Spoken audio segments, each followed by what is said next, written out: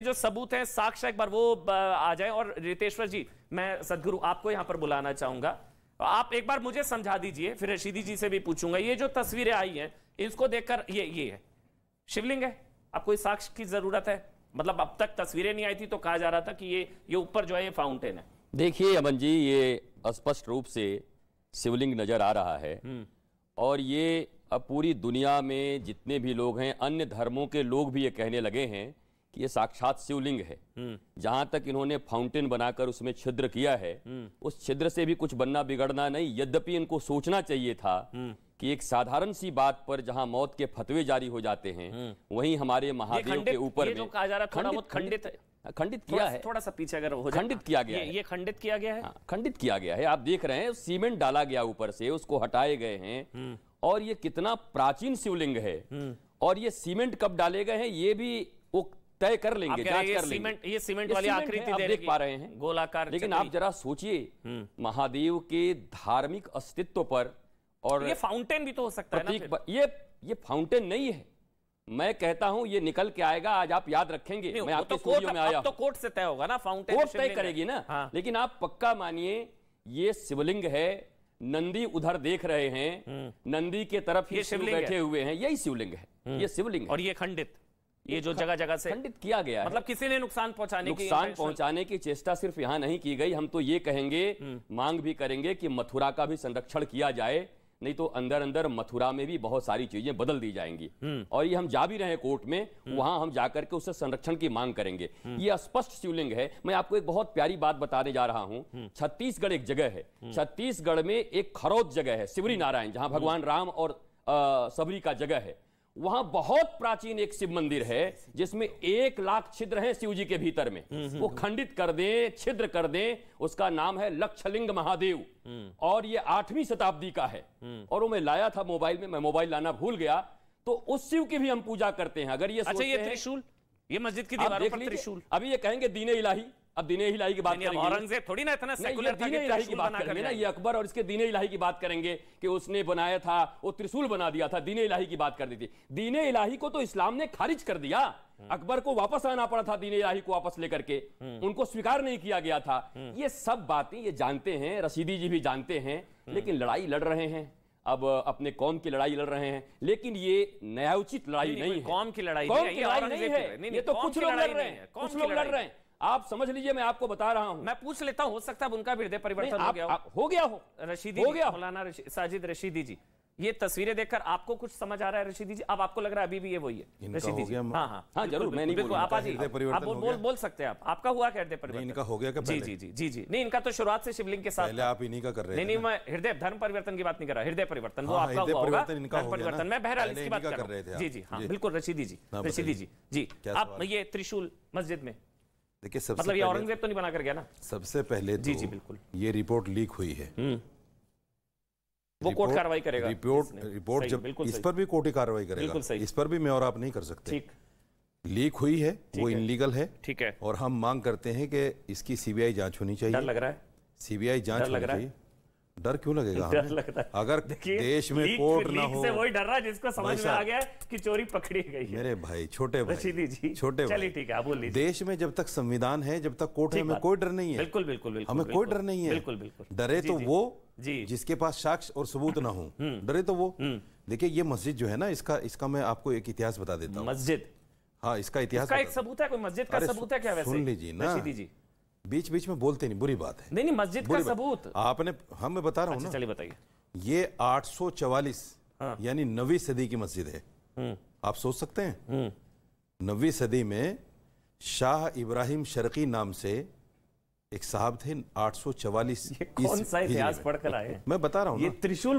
अब मेरी बात को आप सुनिए, आप एंकर हैं, मेरी बात को काटिए नहीं, सवाल कीजिए। नहीं बिल्कुल काटिए नहीं, सवाल कीजिए। त्रिशूल, एंकर का मतलब है चुभते हुए सवाल करें, लेकिन बात को ना काटे। कुछ भी बोलते रहेंगे, फेक न्यूज ये मत कहिए। ये आपका काम नहीं, ये मेरा काम है। फेक न्यूज नहीं फैलवा सकता ना मैं सर आपके जरिए। भाई साहब, मेरी बात पर सवाल कीजिए। हाँ, फेक न्यूज मत फैलाइए बस। फिर वही बात। आप बोलिए। अच्छा, ये जो फेक चल रहा है सारा, ये फेक है, ये फेक है, ये आडंबर जो चल रहा है, ये फेक है। इस पर कुछ अच्छा, अगर ये फेक, अगर कल को ये सही निकला तो महादेव की लड़ाई लड़ेंगे? अगर कल को मस्जिद साबित हो गई कोर्ट से? मस्जिद तो है ही नहीं। भाई त्रिशूल मस्जिद में होता है क्या? कोर्ट में है ना मामला, मस्जिद मामला कोर्ट में है ना। हाँ जी। अगर कोर्ट ने ये कह दिया कि ये मस्जिद रहेगी, फिर आप क्या करेंगे? तो वहां पर मस्जिद रहेगी। क्या करेंगे? वहां पर मस्जिद रहेगी, माफी मांगेंगे? वहां पर मस्जिद रहेगी, आप माफी वहां पर मांगेंगे? मस्जिद रहेगी। क्यों आप माफी मांगेंगे? ये त्रिशूल औरंगजेब, नहीं त्रिशूल औरंगजेब ने आडंबर रचाया है, उस पर माफी मांगेंगे? आपने बाबरी मस्जिद में मांगा? बाबरी करते थे, आपने बाबरी में मांगा? बाबरी वाले में माफी मांगी। नहीं नहीं, बाबरी मस्जिद में आपने माफी मांगा? नहीं आप हमसे बात कर रहे हैं, आप उधर जाए ना। आप बाबरी मस्जिद में माफी मांगे सुप्रीम कोर्ट के बाद?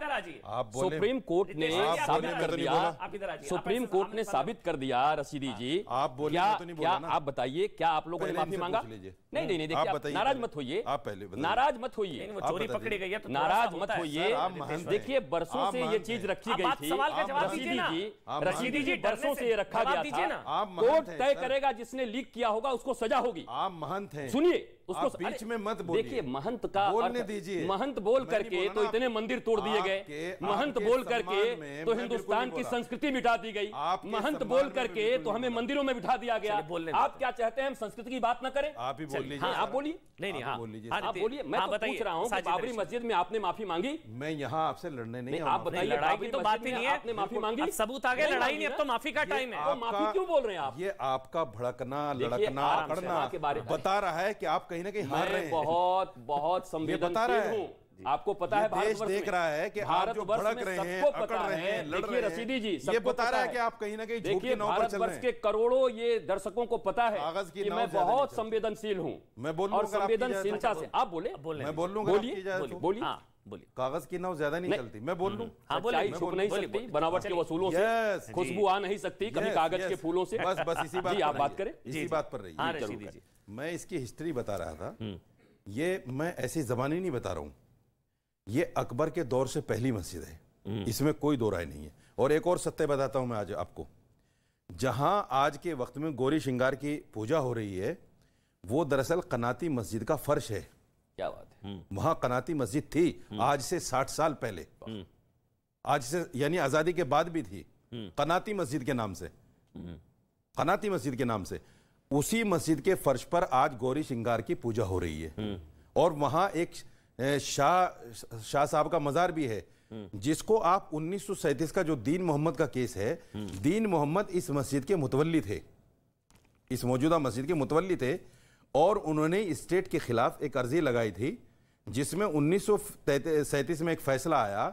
उस फैसले में यह कहा गया कि यह मस्जिद है, हनफी वक्फ की मस्जिद है, और इसमें इसके बराबर में साल में एक बार उर्स भी होता है। वो कनाती मस्जिद में जहां मजार है, आज भी मजार है, जहां गौरी श्रृंगार की पूजा होती है। कितने सच को झुटलाएंगे आप लोग, कितने सच को झुटलाएंगे? एक मस्जिद ये है, एक कनाती मस्जिद है जहां गौरी श्रृंगार का मंदिर होता है, पूजा होती है। ये इतिहास के तथ्य हैं। मैं पूछ सकता हूं? इसको आप हाँ पूछिए, सवाल कीजिए। अब मुझे एक अच्छी चीज लगी, ये मुझे अच्छा लगा कि कम से कम अब इतने आप लोग सेकुलर है कि अपनी मस्जिद में त्रिशूल, शेषनाग और देवी देवताओं की मूर्तियों की भी आकृति बनाते हैं आप लोग।